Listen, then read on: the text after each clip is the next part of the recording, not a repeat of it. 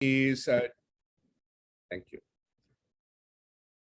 Welcome, everybody. My name is WPS Sidhu. I'm at the New York University Center for Global Affairs, where I lead the UN specialization, which really looks right across the gamut of UN affairs, both in terms of teaching, but also research and outreach as well.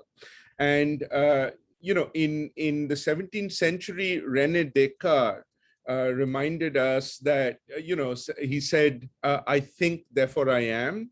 But if he was in the 21st century, he'd probably say, I tweet, therefore I am. So the Twitter handle for, for our center is the UN at NYU, or at UN at NYU. So do follow us. And I would encourage the panelists and others also to share your Twitter handles if you wanted to. That would get us off to a good start as well. Dr. Charlotte Kuhl reminded us this morning when she started off the day that today is in fact the 76th Charter Day of the UN. 26th of June 1945 is when the UN Charter, as we know, was signed.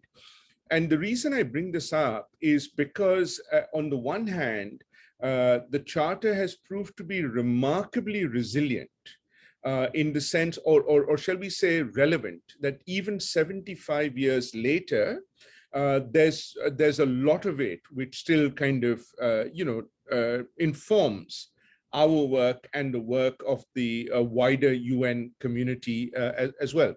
The second reason I bring that up is that it's also equally interesting that there were many aspects or issues or topics or subjects which were not mentioned in the Charter.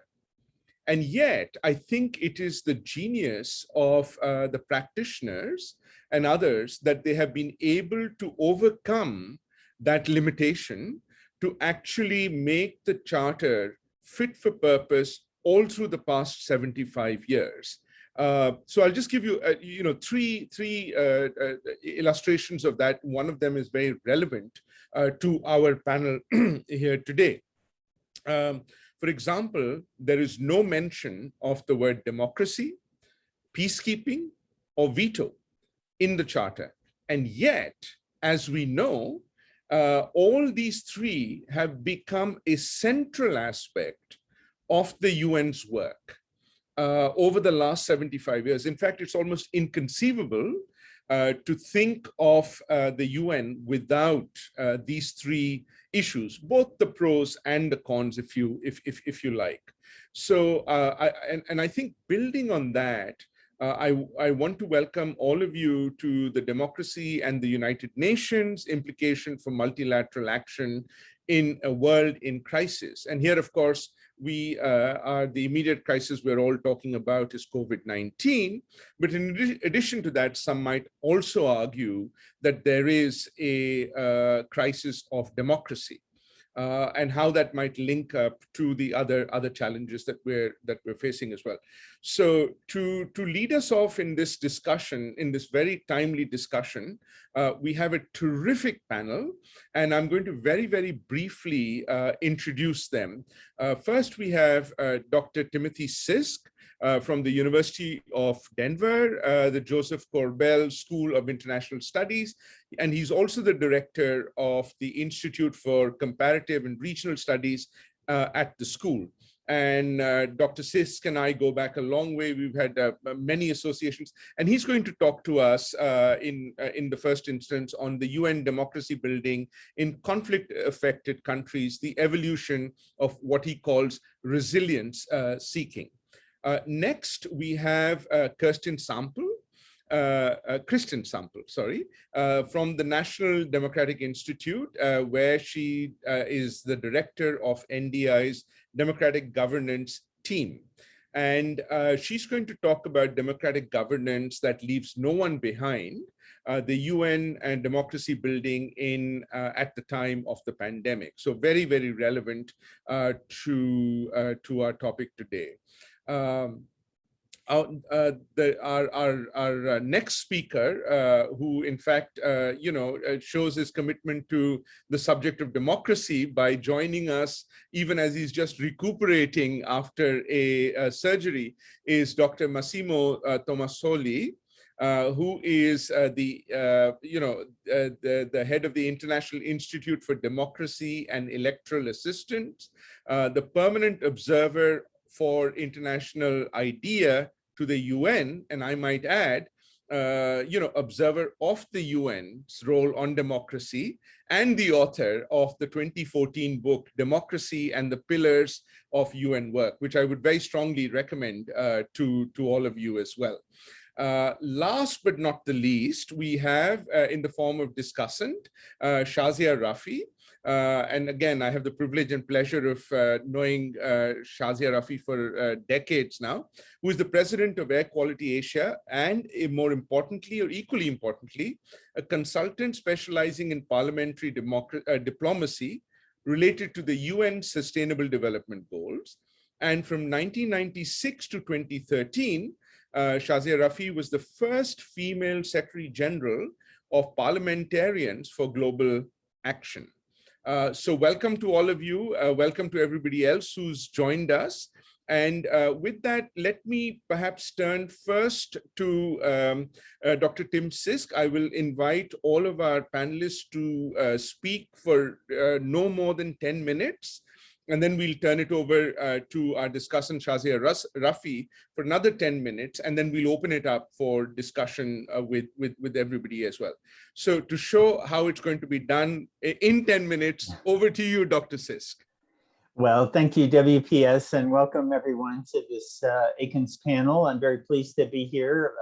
So, among other things, as a former editor of Global Governance, so I'm very pleased to be back in the ACANS sphere for this panel. And I'd also like to thank Massimo Tommasoli for pulling together this project on the United Nations and democracy building. Just as an overall for the participants in the panel, the project goes back really to try to update a broad look at the United Nations and democracy building across all of these various issue areas, and to some way build upon and update the work of Ed Newman and Roland Rich from back in 2004, a book that was titled, On Democracy Building and the UN, the subtitle Between Ideals and Reality. And it's very much where we are today, I think, with the UN's involvement in democracy building. And so my contribution to this project is very much on the role of the United Nations in democracy building in conflict-affected and fragile contexts, as WPS mentioned at the outset. Yeah, my principal argument in this paper is that, from the very initial UN engagement in democracy building in conflict-affected countries, particularly in the post-Cold War era, we go back to UNTAG and its role in Namibia, and through some of those early transitions of El Salvador, of Nicaragua, of Cambodia, through to the current context that we see where the UN is deeply involved in democracy building in these contexts. The Afghan elections of 2019, I think, is a very important example, and the anecdote by which I start the paper. We might also look at the efforts to secure a political settlement in Libya, and now to implement that political settlement as a democratization, as an exit to civil war. And also in context today, as we see in Ethiopia. That's where I really want to start my presentation in terms of the sort of outline of what's in the paper. So in 10 minutes, it's very hard to go through what's all in a fairly extensive paper. But to start out, really the context is laid well by looking at the Ethiopian elections, which unfolded and are unfolding at the moment. The balloting has been done. But the electoral process didn't occur in 4 of 10 regions in Ethiopia because of conflicts, and in contexts where there's over 2 million displaced from the recent escalation of violence in Ethiopia and Tigray region, etc. So President Abiy of Ethiopia has acknowledged that these elections are not perfect, that they're incomplete, but that democracy is, quote, being built brick by brick. And in fact, what is important to understand about the Ethiopian elections, of course, is that they're very emblematic of the fact that the UN is deeply involved in support for these processes, even when the outcomes are uncertain, in the midst of a lot of crises. These crises were mentioned, crises of democratization and autocracy. We've certainly seen in Ethiopia crises of identity-based conflict and polarization, all exacerbated by the COVID pandemic. So the UN's role and support of this electoral process in Ethiopia was more than over 3 years now, as the elections were supposed to happen last year, but over $40 million in a major project with the acronym SEED, S-E-E-D, Support for Elections and Ethiopian Democracy. And this is supported by 19 different donors, including DFID, which is the largest donor to this project at $17 million. And the kind of things that the UN was doing to support these elections are exactly what I'm getting at in this paper on the UN's role in resilience seeking in fragile contexts. Was involved in, for example, constituency level balloting and creating opportunities for polling places, gender disaggregated voter rolls, another example of UN support there. And the third aspect was around observers and support for international and local observers. And that's just a very, very small slice of what that project, $40 million project in Ethiopia has done, but it underscores the four main areas, really, I think that the UN has been involved with in terms of building democracy in fragile and conflicted, affected states. So let me just take the balance of my time to say that the Ethiopian election is to me really reflective of some of the dilemmas and challenges that the UN faces in supporting democracy in areas of conflict, so much uncertainty, so much involved with models of democratic transition, the idea that you can sort of expand inclusivity over time. So the paper that I've contributed for this project has really 5 sections. I thought I'd just take a minute or two to describe each one of those, maybe a minute or less, and then wind up here in just a moment with some conclusions. So the paper starts out by saying that, like Ethiopia, these transitions to democracy, as we go back to Namibia, South Africa, Nepal, many different examples, that these transitions are very turbulent. And the role of the UN has been widely criticized in these transitions as sort of pushing a model of liberal peace. And I think this is reflective of some other literature that we've seen, that the UN faces dilemmas in these areas, trade-offs between peace and democracy. And so my principal argument here is that the UN has been involved in learning since the early 1990s, really late 1980s, apropos of Namibia, and that there's a lot of institutional learning around this notion of turbulent transitions and facilitating crisis. So that's my first argument around resilience seeking, as the UN has learned from these so-called turbulent transitions.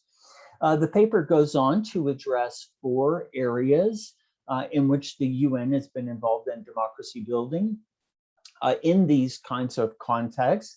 And the first, of course, speaks to the work around political settlements, peacemaking, to use the language of the Agenda for Peace, 1992. And much of the work, for example, of the DPPA in this regard is about securing what Robert Dahl, the famous scholar of democracy, described as a mutual security pact. And so this notion of democratization of pact making really kind of lines up well with the actual practical work of the United Nations globally in securing political settlements in these conflict-affected countries. So this is the first area, and one of the issues, of course, is how to move from a political settlement to a more inclusive social contract. And so the UN has done a lot of learning in this area, that sequencing, for example, of constitution making, elections, state restructuring, all these kinds of issues around creating greater inclusivity. The second area, which could have an entire panel and an entire project on, of course, speaks to that Ethiopia example, which is support for electoral processes. I really think this happens in three areas. One is around timing and sequencing, and the credibility of elections, and the UN's role provides some legitimization of these timing issues and sequencing issues. The second is around inclusive elections and helping countries and contexts develop electoral systems that are more inclusive, often moving toward more proportionality. And the third area in electoral processes, as we saw perhaps in Kenya in the late 2010s or in 2007, 2008 in Kenya, is crisis response and conflict prevention. So preventing conflict through the electoral cycle and responding to crises when they occur. So the third area is around strengthening governance, and this is the state building agenda. And as this relates to democracy, it's about transparency, it's about accountability, it's about the notion that responsive states that deliver services are accountably reinforces support for democracy. And as we've seen, much of the UN work in this area has been in local governance and community resilience. And I would suggest that if you were to look across the full work of the UN Development Program, for example, in virtually every fragile and conflicted affected country on the globe, I would argue the UN has been engaged in support for local governance and community resilience. And the community resilience work comes in often in informal settings through, for example, infrastructures for peace. And then the last area that is involved with democracy building has to do with addressing some of those crises that WPS mentioned, strengthening social cohesion in a world that is polarized, often with identity and religious-based conflict, preventing violent extremism. So the PDE, CVE agenda is also related very much to democracy building. And finally, support for civil society around the world and civic engagement. So my conclusion really to this paper is twofold. The first is that the United Nations really since around 1989 and 1990 has been consistently engaged in democracy building in fragile and conflict affected contexts. The UN has learned many lessons and learned them again. And my principal argument is that the outcome of this institutional learning is kind of a broad-based understanding of the search for resilience, to address these obvious challenges and recurring crises that affect conflict-affected countries. Well, the second conclusion, though, is that this approach of, quote, resilience seeking is more implicit than explicit, and that the next steps for the UN in this area is really to articulate more fully a set of consistent policies and consistent baskets of support across these four areas that I mentioned for a greater work in this area, actually expanding work in this area. And I don't have time to make a full argument as to why this is so critical for the UN going forward, but suffice it to say that poverty and disadvantage inequalities increasingly concentrated in fragile and conflict-affected countries, and that this is the new horizons for the UN is to continue to work toward democratization and inclusive governance in these settings to mitigate these causes of conflict and to promote greater resilience in them. So thank you very much. I hope that was a sufficient overview of paper, and I'd be very pleased to share the paper with anyone on the panel or otherwise engage in further conversation. So thank you, WPS. Back over to you. Thank you very much, Tim. Thank you very much also for staying within the time frame, and also just wanting to flag, your very last conclusion, which is also this notion that perhaps success is not the way that we need to measure this, right? But the fact of the dedication of the resilience, or staying engaged, may be another way to talk about that. So lots of very interesting issues. Thank you very much for bringing those up. Let me turn, in the interest of time, really, really quickly right away to Kristen Sample. And Kristen, over to you. Great, thank you so much, WPS, for moderating this discussion, and thank you also to Massimo for assembling all of us and helping to coordinate this effort. My discussion is going to focus on the relationship between the Leave No One Behind agenda that the UN has established as part of the 2030 agenda and democratic governance in the COVID context. Well, grounded in the UN foundational principles of equality and non-discrimination, the 2030 agenda makes an explicit pledge to leave no one behind. And while the MDGs focus largely on trends in poverty reduction, the SDGs specifically address individuals who have been left behind, as well as the distributions and inequalities that underpin their marginalization. And this issue of inequality in particular, I'm sure it's not a surprise to anyone, could not be more relevant to this current COVID context. The level of concentration of global wealth in the uber rich, it was already staggering and on the rise. And the pandemic was not the great leveler that some had predicted. In fact, the world's billionaires, I think there's about 2,600 of them, have enjoyed an income increase during the pandemic of more than 50%. And between countries, the situation is also grim. Though inequality between countries had decreased slightly over the last 30 to 40 years, unequal opportunities in terms of the economic stimulus and inequitable access to vaccines mean a very different picture. And the cumulative loss in per capita income, and I think this is from, these are IMF statistics, relative to pre-crisis projections is going to be 11% in advanced economies by next year. But for the emerging and developing countries, the loss will be much worse, 20%, cutting 1/5 of what was already a smaller per capita income than in richer countries. So what does all of this mean in terms of democratic governance? Making meaningful and sustainable progress on the Leave No One Behind front requires going beyond efforts to reduce poverty or improve development indicators. What I discuss in my paper is that sustainable transformative changes in terms of the Leave No One Behind agenda will require addressing these disparities, the inequalities, in processes or through processes that are grounded in democratic engagement. Democracy and inclusion are indivisible. On the one hand, democracy flourishes when traditionally disenfranchised people, women, persons with disabilities, young people, LGBTQI plus individuals, indigenous peoples, refugees, members of ethnic, religious, and linguistic minorities are able to meaningfully participate in electoral and political processes.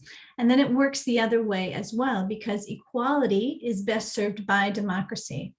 According to VDEM, Varieties of Democracy, for instance, and their evidence from empirical studies, just to take the example of gender equality, is much more likely to be the norm in democratic countries. And slipping from a full democracy category to flawed democracy leads to an almost 33% lower level of egalitarian gender attitudes. And then the hybrid or the authoritarian regimes are 60% lower when it comes to gender equality. So what does this mean in terms of a sustainable and inclusive pandemic recovery that really leaves no one behind? Well, again, as reported by Varieties of Democracy, Freedom House, International IDEA, and others, democratic processes have taken a hit during COVID. However, democratic engagement, or ironically, is participatory, transparent, and accountable is the only path to a sustainable recovery. In other words, we have to find ways to build back democratically.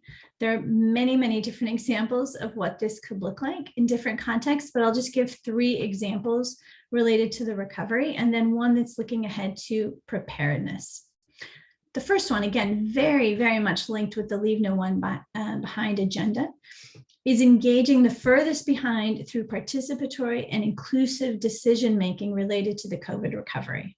It's been amply shown that the pandemic had disproportionate impacts on women and marginalized communities. These communities lost a lot of ground during the pandemic, and they need to make up that lost ground to, again, achieve the equality and dignity that they deserve. Unfortunately, during the pandemic, many governments have not taken concerted, targeted, informed action, deliberate action in response to the heightened challenges facing these marginalized communities. And the policy decisions have often lacked nuance and seem to favor more well-off majorities.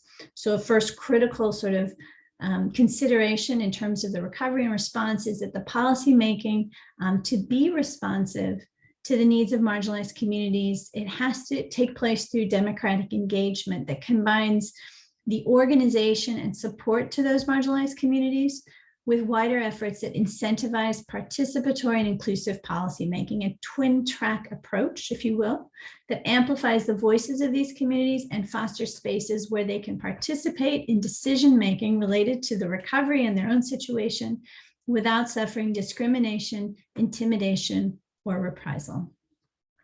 A second sort of example of how what building back democratically with an inclusive approach could mean is that building on some of the things that Tim was talking about, a conflict-sensitive approach to the recovery has to take into account those core, very present threats that we're facing today when it comes to democratic governance, along the lines of polarization, populism, and autocracy. Many countries are seeing heightened tensions, and those heightened tensions are, in fact, the result of populist leaders or populist strategies that aim to stoke division for their own purposes in ways that can erode democratic norms and inflame resentment against the other. And that other is frequently marginalized groups.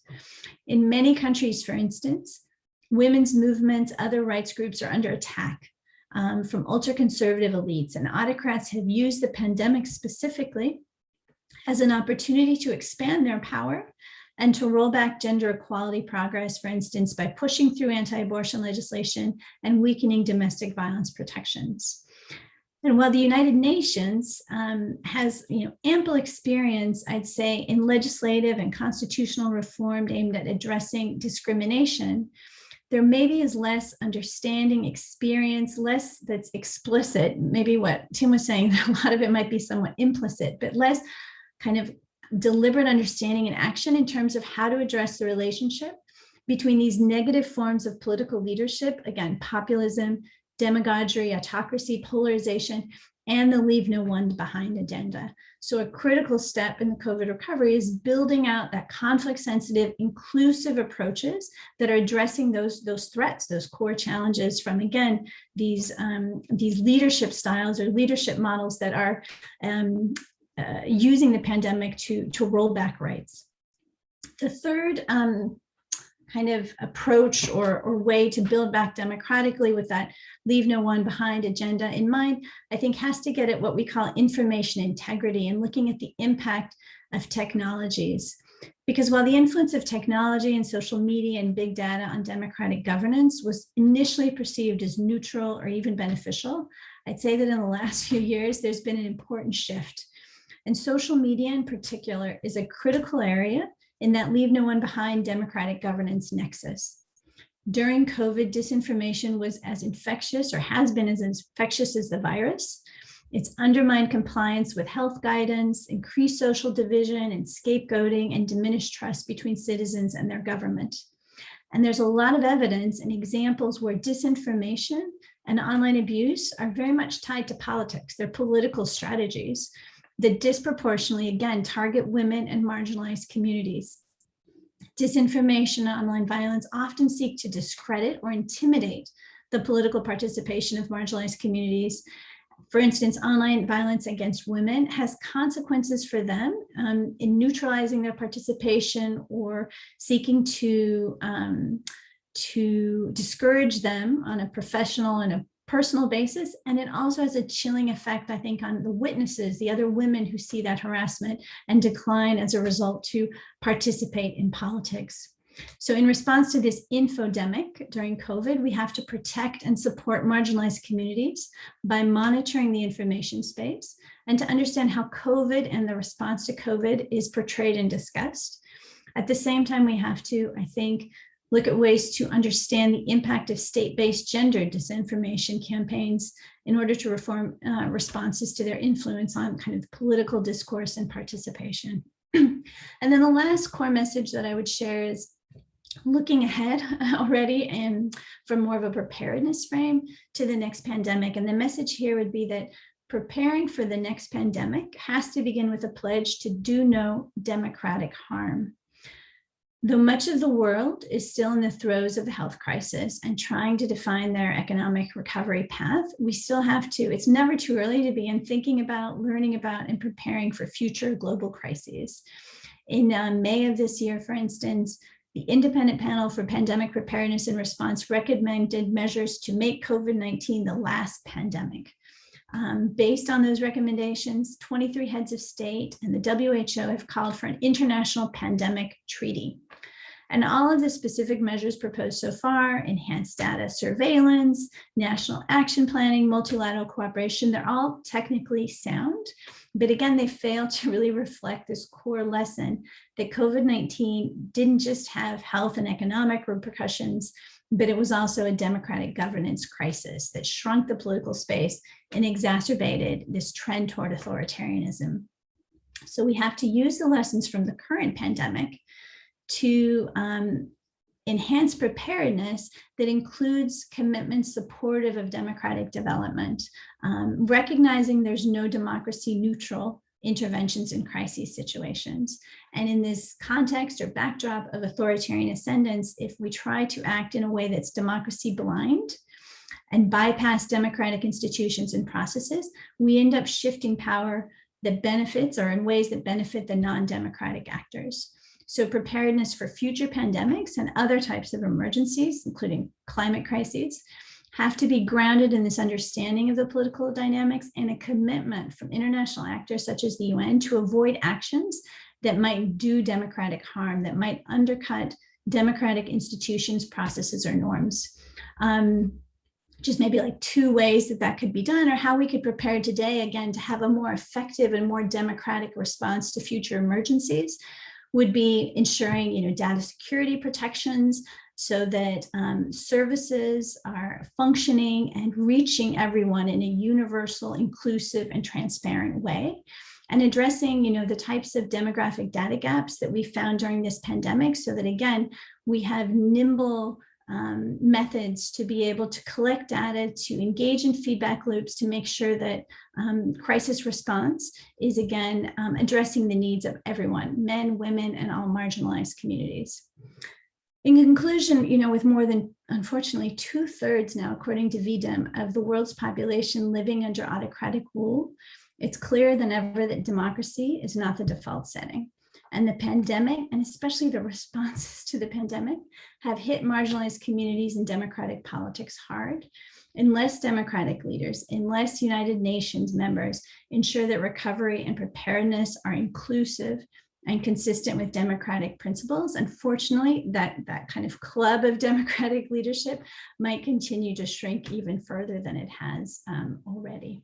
So that's it. And I hope that we have some time to discuss, and I welcome any questions or feedback folks might have. Indeed, we will. Thank you very much for that, Kristen, for that really excellent presentation.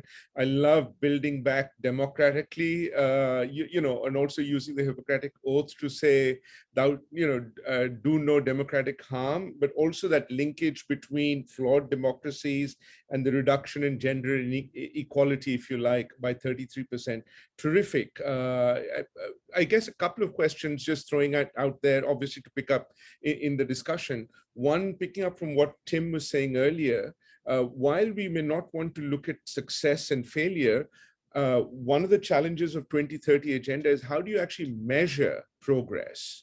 What might be, your kind of ways of measuring this as it were.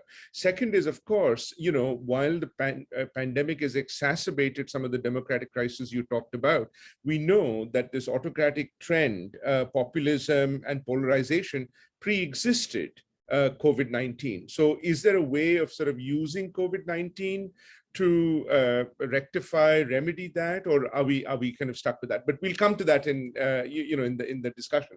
So turning it over very quickly now to Massimo Tommasoli, sorry, and I know you have a PowerPoint presentation you're going to share with us as well.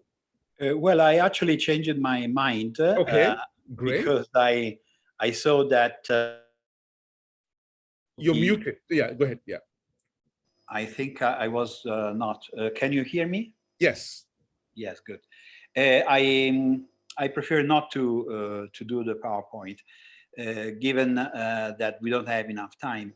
As you said at the beginning, I'm in a hospital, so I'm sorry I'm not at the best of my my conditions, but I'll try to comply with this task.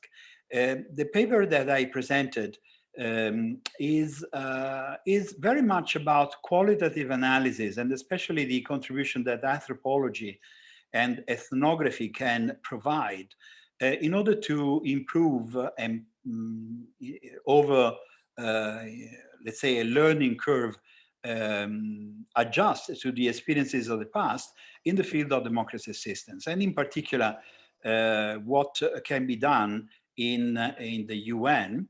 And I also focus on COVID-19 as a particular case. Although clearly the conditions determined by the crisis of the pandemic have actually undermined the very basic foundations of any ethnographic work. Social distancing is one of the key prescriptions for coping with the crisis. And ethnographies are based on participant observation and submersive analysis. But yet, it is possible to gather some data, especially from those ethnographers who were on the ground, were carrying out research while all these occurred. But first, I want to provide you with just a brief overview of what was the initial response of the United Nations and how elements related to democracy assistance were embodied in the appeals, in the proposals that came from the Secretariat and from the system as a whole. And to what extent all of this rhetoric was turned into practice. And I must say that one of the findings, if you look at the documentation produced by the United Nations, is that truly there is a more explicit reference, especially to issues of human rights, and among them, particular emphasis on civil and political rights that are directly related to democracy building discourses. And this is definitely positive. I may refer to elements contained in the UN policy briefs, thematic or focused on particular groups that were produced in March, April, and May 2020, but also COVID-19 and human rights. We are all in this together. That was produced in April 2020. That was very explicit, in particular on the issue of democratic oversight of the pandemic response, especially the use of emergency powers and the need to maintain this oversight. We don't have, unfortunately, a similar positive assessment of the engagement of member states in this agenda. There were three main funds. There were the components, the vehicles for funding this agenda, and the responses as of September, but even as of December of 2020, were not up to the level of expectations, the level of ambitions set by the Secretary General. And one could also observe that the UN has partly lost its centrality in discourses on the reaction to the pandemic crisis. with the multiplication of policy fora that address the issues of recovery, and to some extent a certain marginalization of the role of the UN, where the United Nations itself, including at the Security Council, but also in the General Assembly, carried out conversations that were highly polarized, and where the main content of the conversation was about attributing responsibilities on the actual origin of the pandemic, more than focusing on what the Secretary General rightly said was the building back agenda. In terms of the analysis of these democratic oversight and what happened, there are different data sets that are available. One of them is produced by International IDEA together with the European Union, and is the global monitor of the COVID-19 impacts on democracy and human rights. And data from that data set show that, in fact, what was perceived as a risk at the beginning of the crisis translated actually in reality. Democratically concerning measures to curb COVID-19 were adopted in 61% of the countries covered by the global monitor. Declaration of states of emergency were a reality in 59% of the countries. Of course, not all of them were not complying with democratic norms, but a good proportion of them were unnecessary, without a time limit, and in terms that may be difficultly reconciled with democratic norms. Most non-democratic countries deepened autocratization and over 2/3 of the democracies that implemented such measures were already in a situation of democratic erosion or backsliding, as you, WPS, also said in one of your comments. The most concerning areas were freedom of expression, media integrity, personal integrity and security, and above all, freedom of movement and assembly. And also postponement of elections was observed in many countries.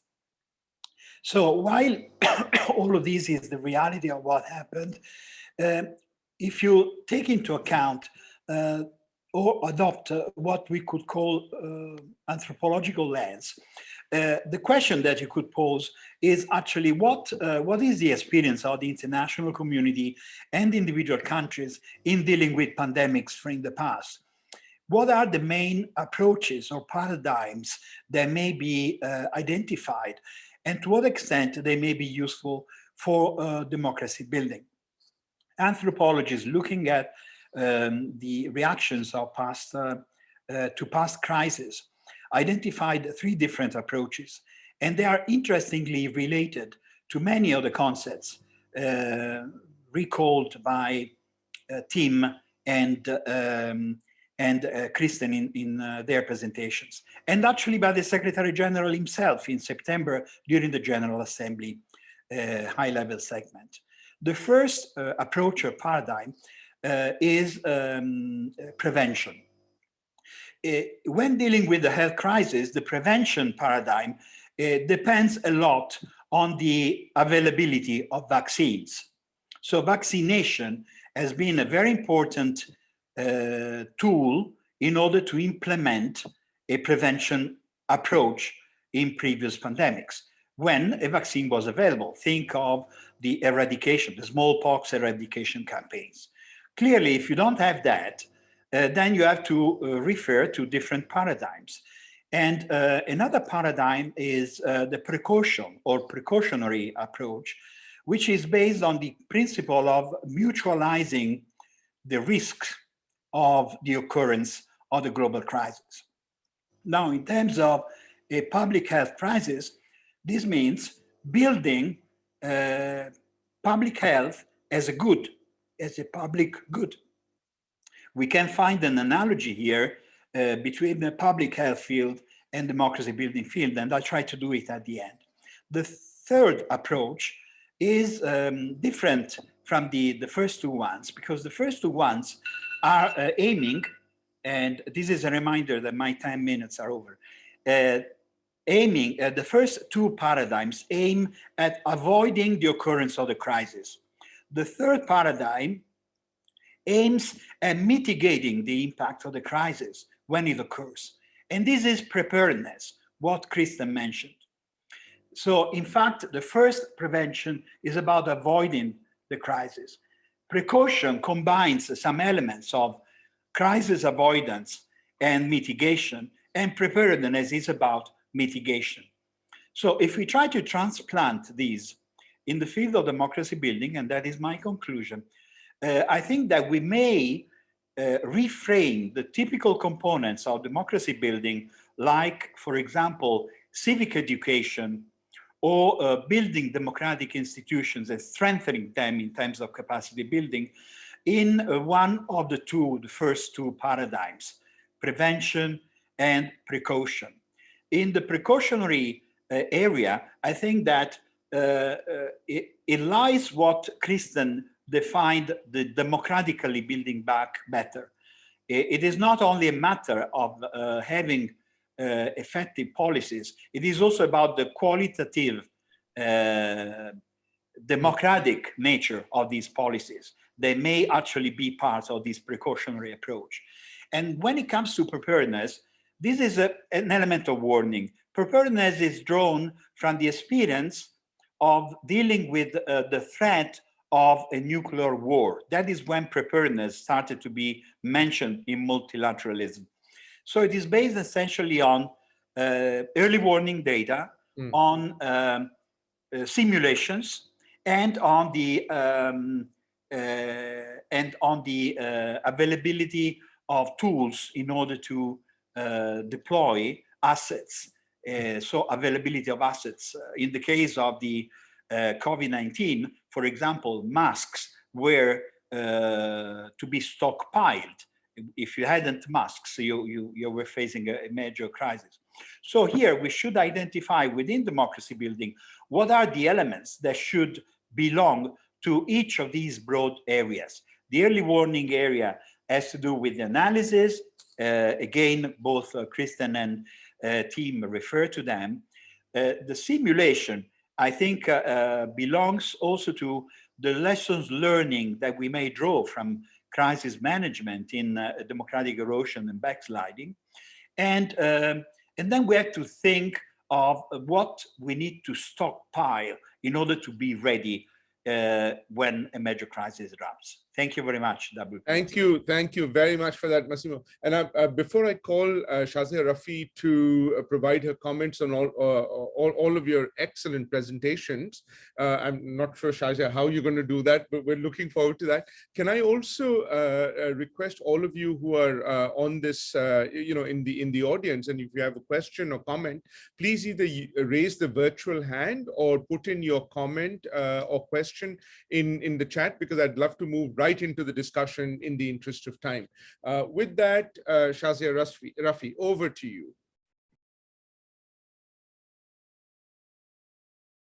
You're muted, yeah. Thank you, WPS. So good afternoon, distinguished colleagues. Thank you also to AQUINS and International IDEA for this panel. My work on democracy building started in 1993 when I joined PGA as the Director of Democracy and Development. It was a baptism of fire. We immediately were thrown into two preventive diplomacy projects in the transitional parliaments of Haiti and Burundi, the South African 1994 election, and the establishment of International IDEA with the Swedish government. So I've been privileged to have that sort of front seat view of the UN's democracy building with all its challenges. I'm going to take it in the same order as they've been presented, with Dr. Tim Sisk's paper first. This paper lays out in a broad overview the UN's support of democratic transitions in conflict-affected countries, focusing on a very interesting resilience approach to democracy building, where the UN's work is in these different baskets done by different agencies and departments with the goal of having sort of, the whole being bigger than the sum of its parts. The first is the more urgent mandate, where there is a crisis and peacemaking and peace building is part of a peace mission, promoting political settlements, but also then using inclusive politics, inclusion of women, civil society to make sure that the peace is sustainable. The paper touches a bit on the role of the special representatives of the Secretary General. This is something where I feel we as academics and analysts now should analyze that model further, because that is a very interesting model, which I had the privilege of working with in the countries where we were called in, and where the UN has more really freedom and authority when there is an SRSG. The SRSG is almost like a viceroy, able to call in all sorts of help, authorized already as a mission by the Security Council. The electoral processes, I found interesting that the paper singled out the greatest degradation factor as the role of unregulated money.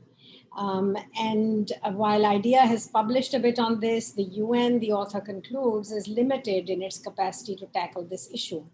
This is partly because the UN does not work on political party development. And avoiding political party functioning and development does mean that the UN then is sometimes called in to confront the resulting conflicts after the election, as we saw in sort of ethnic party electioneering in some countries. The example he gives is in post-electoral conflict in Kenya. Here, the author raises an intriguing question on whether the UN should be engaged in getting agreements on the rules of the game prior to elections.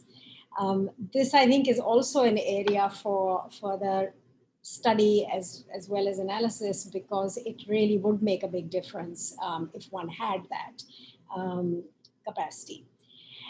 The third part of resilience is this inclusive, accountable institutions, which include justice institutions, governance institutions, using the framework of the Universal Declaration of Human Rights up to the SDG 16. Various agencies and departments, including OHCHR and UNDP, are working on strengthening this accountable governance, including local and community resilience. OHCHR is also working on transitional justice. Of course, all of this is still dependent on governments inviting them in. The last area of resilience is this broad area of social cohesion. This is the harder area of work for the UN, as powerful member states are increasingly using divisive campaigning in elections. I was particularly struck in these last few years, it's not covered in the paper as such fully, but it took 3 years after hate speech was openly being blasted from the highest podiums in established democracies for the UNSG to come out with a statement and a plan of action in 2019 against hate speech. The paper's conclusion is that the UN lacks a single defining concept to expand its democracy building work beyond the baskets of work on resilience. And here I would urge us all to really use the Universal Declaration of Human Rights as that defining framework. Just as we go back to a constitution when we have a constitution crisis, that is the one that I, as a practitioner, have gone back to and found it very useful. Moving now to Kristen Sample's paper, it focuses on the Leave No One Behind agenda as a framework for the UN's democracy building, which is a pledge made in 2030, grounded in the UN's foundational principles of equality and non-discrimination. It includes both left behind countries, but what is more interesting, it includes left behind peoples within those countries. And because it's part of 2030 agenda, it covers all countries, including the wealthier, the more established, the more developed.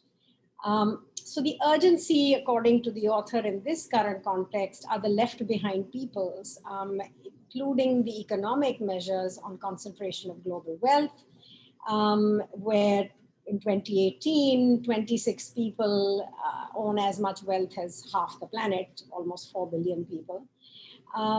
And when you look at the life expectancy gap between the top 1% and the bottom 1% in the US, it's 15 years for men, 10 years for women. In a middle income country like Chile, it's 18% and 9%. I'm sure it is much worse with the COVID death rate impact. And also, as she cited in her presentation, the difference in the reduction on GDP. The paper also clearly states that these horizontal inequalities that are part of this leaving behind, the roots lie in discrimination. And she quotes one of my favorite economists, Ha-Joon Chang, that people aren't left behind, they are pushed behind by discriminatory frameworks and laws. And it lays out the impact of that inequality on governance, where the wealthy are able to shape the policies and system to privilege their wealth even further.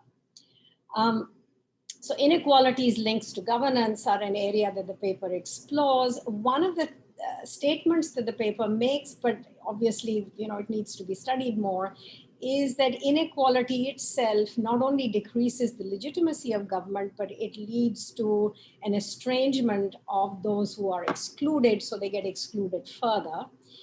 It touches on the, sort of the pushback against this exclusion through these large protest movements in the last 10 years, both pro and anti-rights.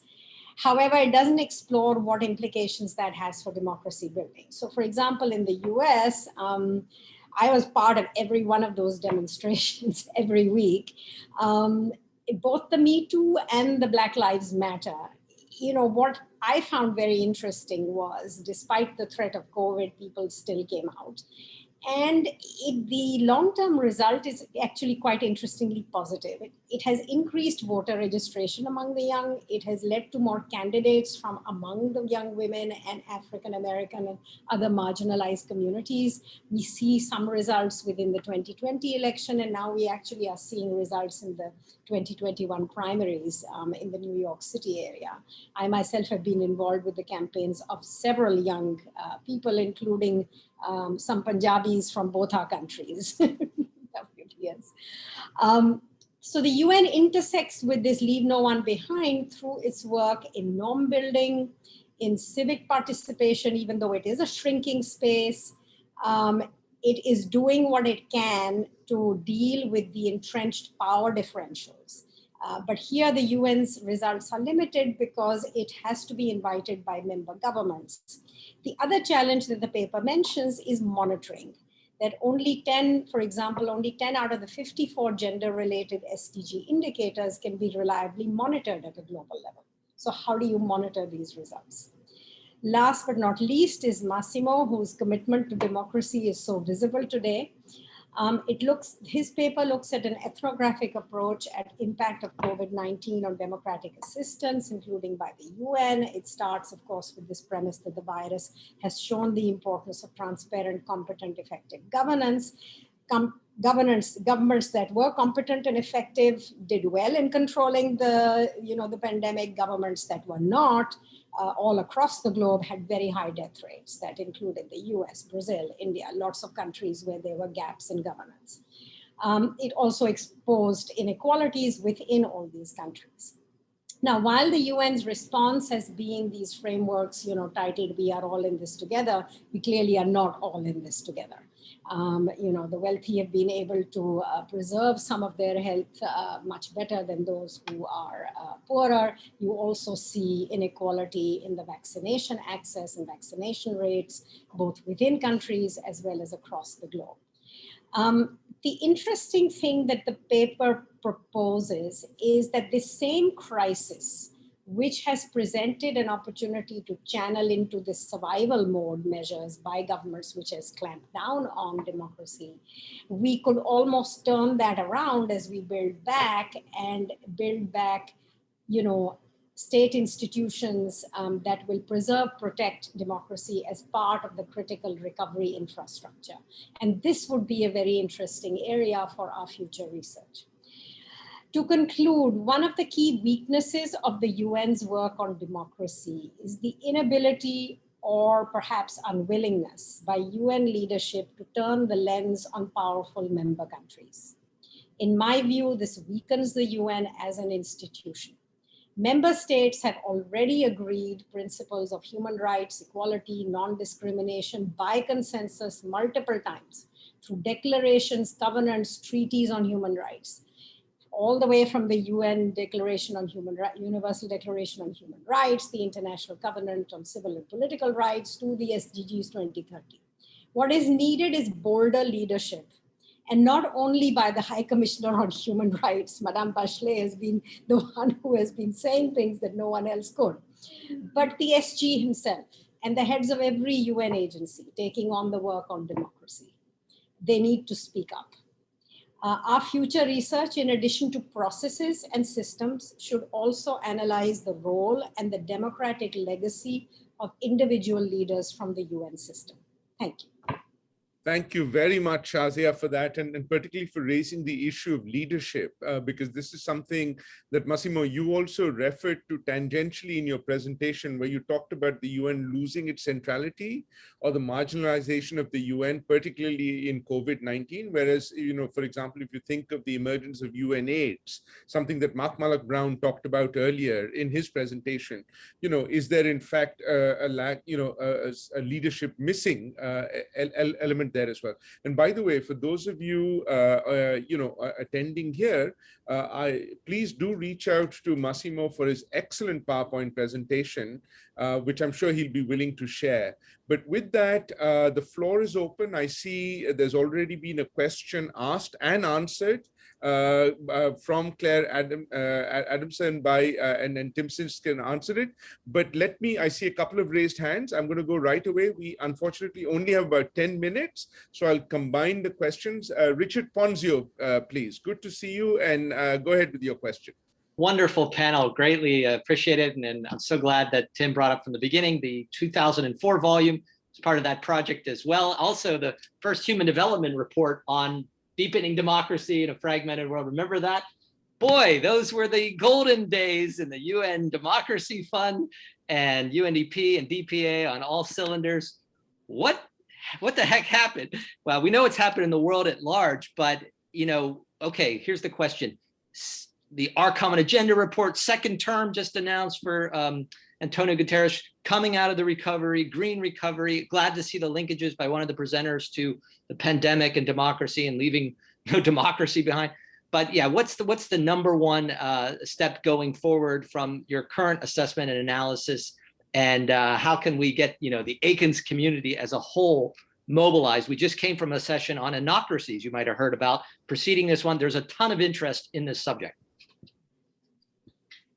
Thanks as always for a very pertinent, pointed question. Claire Adamson, please. Yes, to Timothy Sisk, does SEED require inclusive candidate selections, record their promises, and measure the accountability?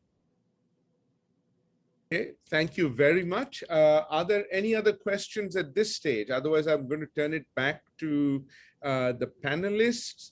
And of course, there are a few other questions. I know, Kristen, you're you know, percolating the one that I had asked as well. So if there are no other questions, let me turn it back to the panel. Tim, why don't we start with you? There's a direct question, and then I'll just go through with everybody as well. Tim, over to you.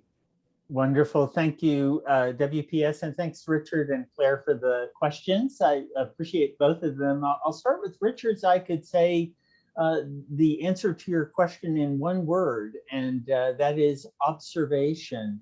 That back in the day, and I kind of remember this somewhere here in the house, here in my crawl space in the basement, is a little vest I wore for observer of the 1992 elections in Angola.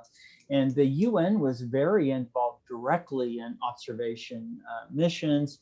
And to me, I think this is an area of this regime, I could call it, that needs the most work, which is consistent observations. And here I think we have to refer to the partnerships with the regional organizations.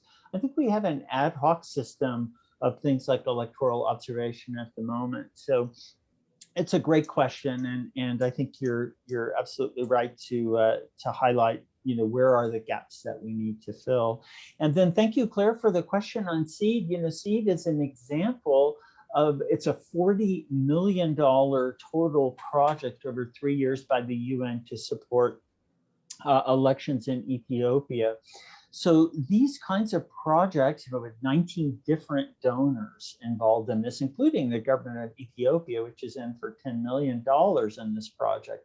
But what it's designed to do is all of those laudable things about elections that, that you mentioned, which are, sort of inclusivity, accountability, and a really opening this. So I think this is one area of the paper I didn't get to highlight, so thank you for the question, that there's often kind of a to and fro here between the UN, which comes with its norms, its best practices, its institutional learning around inclusivity, around electoral processes, transparency, accountability, and the sort of question of the interests and actions of the host government.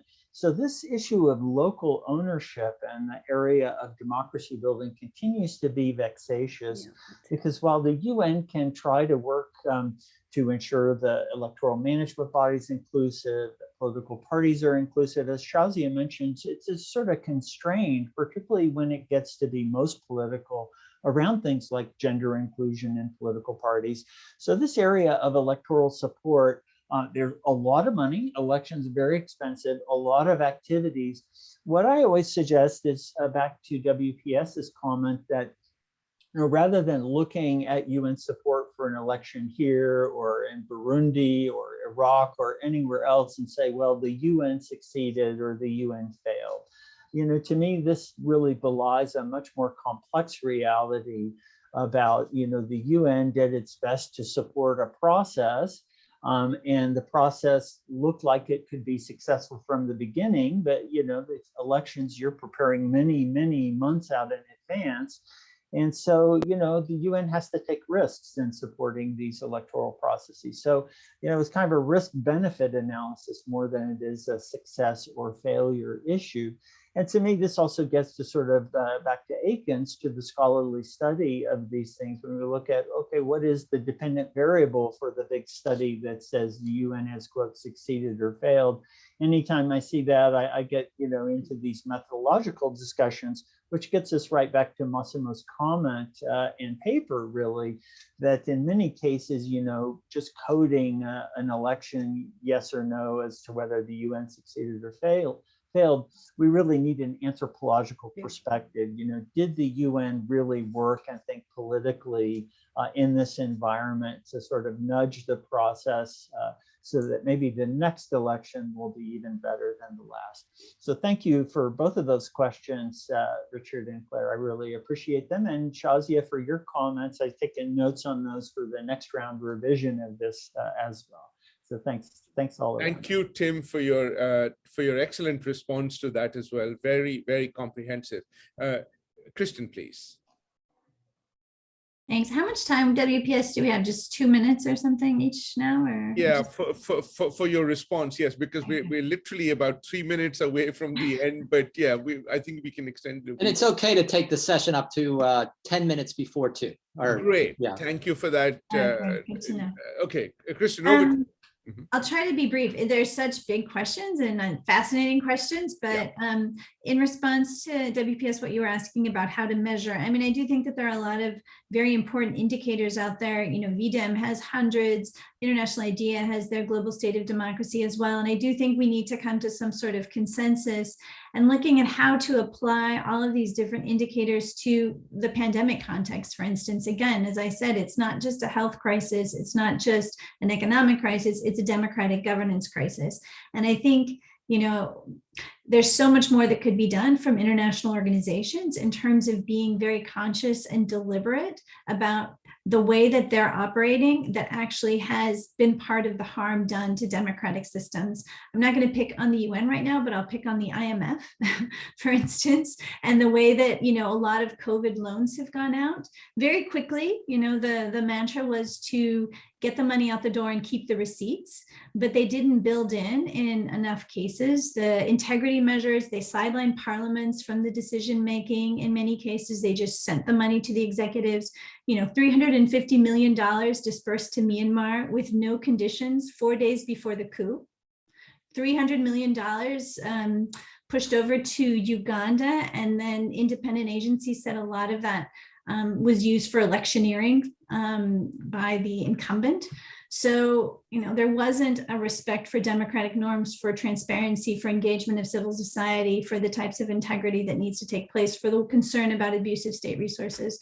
So again, I think that, you know, when you ask what can we do to rectify, there's quite a lot more that could be done in terms of consciousness by international organizations in crisis contexts, including the IFIs, in terms of not doing that kind of democratic harm that I mentioned before. There's a lot more to say. I'm happy to talk with people offline, but in the interest of time, I'll just leave it at that. Thank you very much for that, Kristen. And Massimo, over to you. Thank you very much, WPS, and many thanks for the comments from you and also from Shazia, very insightful, and the questions. I just focus on Richard's question. We don't have much time more. Well, many characterize this crisis, as somebody said also during this panel, as a crisis that has exacerbated trends that existed before. That was one of the comments by you, WPS. And it is true. I think that we were already in that situation during the financial crisis. So what did we learn from the financial crisis? Very little, I would say, in terms of addressing not only the financial crisis on purely financial terms, but also in the political terms, in the terms of increasing inclusivity, reducing inequality. And at the time, we had an opportunity, which was the 2030 Agenda negotiations. And again, I must say there was a good outcome in terms of the rhetoric. But it seems to me that we are good at producing rhetoric, but we are very, very bad. I'm not talking only about the UN. I'm talking about the whole enterprise on democracy building, and translating all of these into effective practice. So in this respect, I think that in my presentation, I made a couple of references to what could be done in the long term, investing in democracies that enhance democratic delivery, invest in public trust in government, identify situations where there is vulnerability, and this vulnerability is vulnerability in established democracies as well. This is a positive element that I think was introduced by the crisis. Because it put a lot of emphasis on the global nature of this situation. As we used to say, in a system approach, the system is as strong as the weakest point of its component. That is a very similar situation we face in the pandemic, which makes a business case for actually scaling up the investment in vaccinations in all the countries and regions of the world. I think we have now a good argument for making the same reasoning also about strengthening democratic institutions and processes, because it reverberates not only in the countries affected, but overall it reverberates on the capacity of the system at the global level to react, prevent, and be prepared. Thank you. Thank you very much for that, Massimo. I'm actually going to call or give Shazia the floor if you want to, because I know there's a question or a comment that Sarmad made on the leadership issue, whether that's something that you kind of agree with, or any other comments you might want to make at this point. And then I'll literally give each one of you a minute to just sum up if you wanted to as well. So I think on the leadership one, it is important to expand to new ideas of how leadership can be utilized in working in tandem with the UN system. My experience obviously is within the parliamentary framework of parliamentary leadership. And I know that, in the peace missions where we did work in Burundi, Haiti, Central African Republic, Cote d'Ivoire, and also non-UN missions where we worked in South Asia and between Turkey, Greece, Armenia, and Azerbaijan, leadership was the key component in breaking through on things that were knotted and were not going through at various points in a negotiation from peace settlement to election to a functioning assembly. And there's an element of courage also involved in that, because if these people at the local level working with the UN's leadership didn't take those risks, which is why I think, and I'd be very interested with our colleagues on this panel to perhaps do some kind of a joint paper on this SRSG's model linked with parliamentary leadership, because where we did succeed, it was where people were willing to take risks, willing to color outside the lines of the box, because that is what is sometimes needed, where everything has to be otherwise done by consensus. And I think the other is that we really do need to bring back and revive the commitment to the Universal Declaration on Human Rights. It was a very broad frame of individuals who came together to agree on that language. And it is still, I believe, for democracy building, the best framework that the UN and all of us can use. Thank you. Thank you very much for that, Shazia. We are sort of at the end of our time. So I think just want to thank this terrific panel for your candid insights and your perspectives, which I know, are really going to be important on this topic, particularly for the UN. And I think the one lesson we can all take away is, and we probably did not talk about it enough, to some extent, there was a certain complacency about democracy as well, that it did not need that natural, to use Tim Sisk's word, consistent observation, consistent investment in some ways. And I think that's part of the challenge that we need to make sure, and which is where I think this role, the role of this panel, the publication that we're putting out, as well as, of course, the role of ACANS is going to be absolutely critical in making sure that we keep the spotlight on this very crucial role of the UN, particularly as we now start, our march towards the centenary of the UN in about 25 years or so. So many thanks to all of you. Do please stay in touch on this topic and issue, and thank you again to ACANS for bringing us all together here as well. And Sidhu is very much a big part of the ACANS community, as everyone knows. And we'll be seeing everybody in New York. Just to say, we're heading to the last round. The numbers are starting to dwindle on the last day. Please try to join us from the top of the hour for the last sessions. And a special thanks to Massimo for joining this. I understand you inspired this session, and it's great to see so many old friends. But Massimo, get well soon.